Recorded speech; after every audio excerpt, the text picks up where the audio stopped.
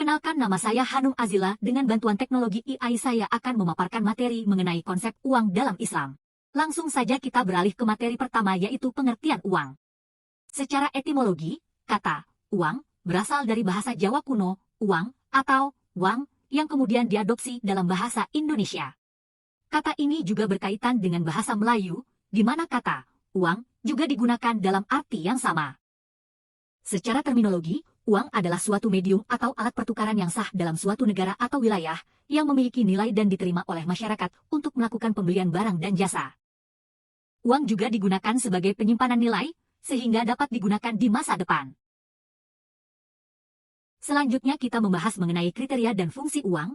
Ada beberapa kriteria utama yang digunakan untuk menilai apakah suatu barang dapat berfungsi sebagai uang. Yang pertama, daya terima. Uang harus widely accepted atau diterima oleh masyarakat secara luas dalam transaksi ekonomi. Yang kedua, penyimpanan nilai.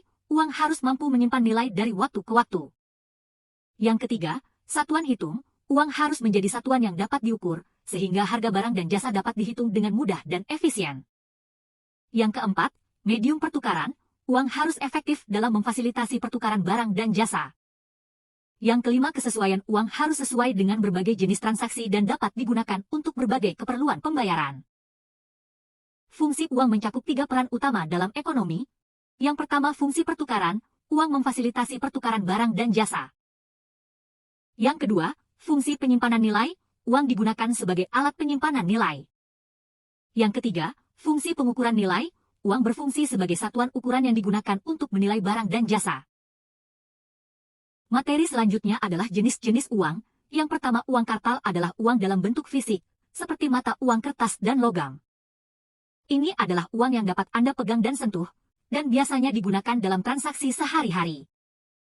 Yang kedua, uang giral adalah bentuk uang yang tidak berwujud dan disimpan dalam rekening bank.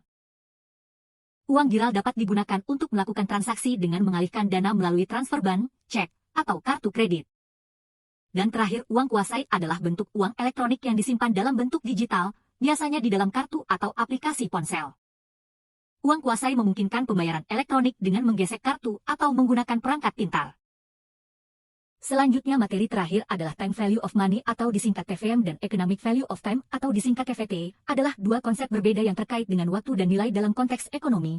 Namun, mereka memiliki perbedaan, yaitu dari definisi. TVM adalah konsep yang menyatakan bahwa pada umumnya uang sekarang lebih berharga daripada uang di masa depan. Sedangkan EVT adalah konsep yang mengacu pada penilaian ekonomi atas waktu seseorang. Ini mengukur sejauh mana waktu individu memiliki nilai ekonomi berdasarkan kegiatan dan produktivitas yang dapat dilakukan selama waktu itu. Kemudian dari segi pengaplikasian, TVM digunakan untuk menghitung nilai masa depan uang atau arus kas dengan menghitung diskon atau bunga yang diharapkan, serta untuk menilai investasi, pinjaman, atau keputusan keuangan lainnya.